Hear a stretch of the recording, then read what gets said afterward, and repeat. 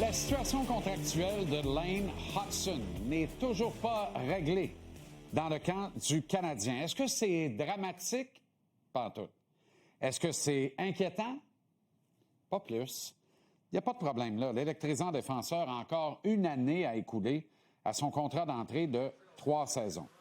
Sauf que le dossier mérite quand même qu'on s'y attarde un brin. Pourquoi est-ce qu'Hutson n'a toujours pas accepté une entente longue durée provenant du Canadien? Tout simplement parce que les deux parties n'arrivent pas à se rejoindre quant au salaire annuel moyen qui sera consenti aux jeunes défenseurs. C'est pas dans les habitudes de la maison de laisser traîner des dossiers importants pourtant. Après une blessure majeure à l'épaule qui a nécessité une opération et écourté sa saison à 46 matchs en 22-23, Kent Hughes et Jeff Gorton n'ont pas hésité. Ils ont offert une entente de 8 ans, 7 850 000 par année à Cole Caulfield. Aux 2 tiers de son contrat d'entrée, après une séquence productive d'à peine 30 matchs, Juraj Slafkovský a posé son nom au bas d'un pacte de 8 ans, 7,6 millions annuellement. Tout juste cet été, en annonçant qu'ils avaient acquis le défenseur Noah Dobson des Islanders de New York, le Canadien a confirmé que ce dernier avait accepté un contrat de 8 ans et 76 millions de dollars. Autrement dit, Gorton Hughes Associates ont une politique claire en matière contractuelle. On laisse rien traîner avec nos éléments importants. Or, je pense qu'on s'entend tous ce soir sur le fait que Lane Hutson est un élément clé du grand plan chez le Canadien.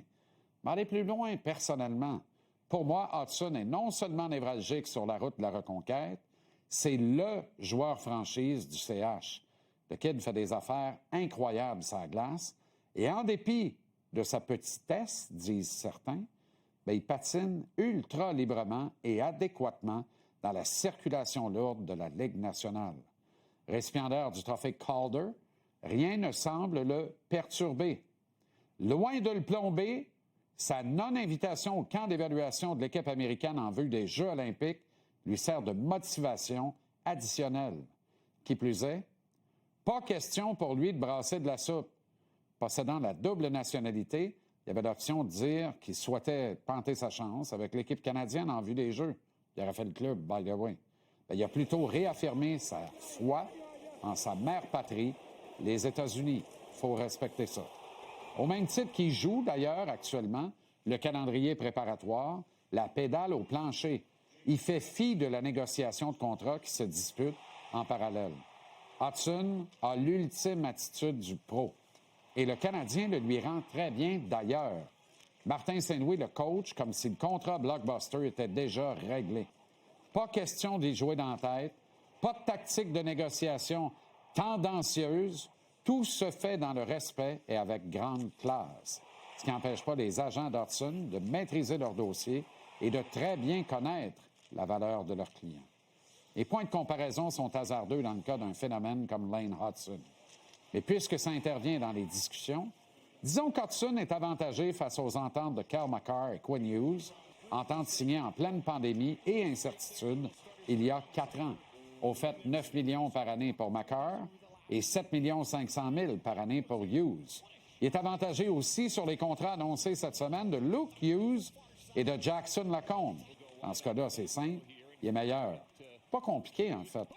Quoi que certains en pensent ou en disent, Lane Hutson a les 2 mains sur le volant dans l'actuelle négociation. Il a le gros bout du bâton et, hélas pour le tricolore, il n'a que faire des avantages fiscaux possibles en ristourne d'impôts versés par un joueur étranger en sol canadien.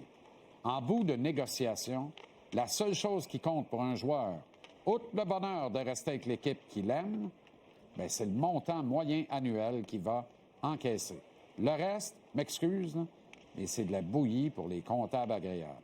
Donc, est-ce que las de trouver un accord, les deux parties vont convenir d'une entente pont? Ce serait mal avisé après s'être assuré des services de Caulfield, Slafkovský et Dobson sur 8 ans.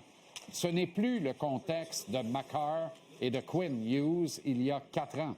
De là l'avantage Hutson dont je vous parlais il y a quelques secondes. Et considérant les 5,5 millions acceptés par Kaiden Guhle pendant 6 ans, contrat qui commence d'ailleurs cette année, Combien va exiger Hudson pour une durée similaire, à votre avis? C'est une solution à éviter. Ça enverrait un bien mauvais message dans tout le buzz que l'on vit actuellement. En résumé, s'il n'y a aucune urgence de s'entendre, du moins en principe, Hudson est inébranlable, joue comme un dieu. Le CH est assuré d'ailleurs de conserver ses services au-delà de l'actuelle saison. Pas d'offre hostile possible. Joueur autonome avec restriction non admissible à l'arbitrage. Ça va-tu bien?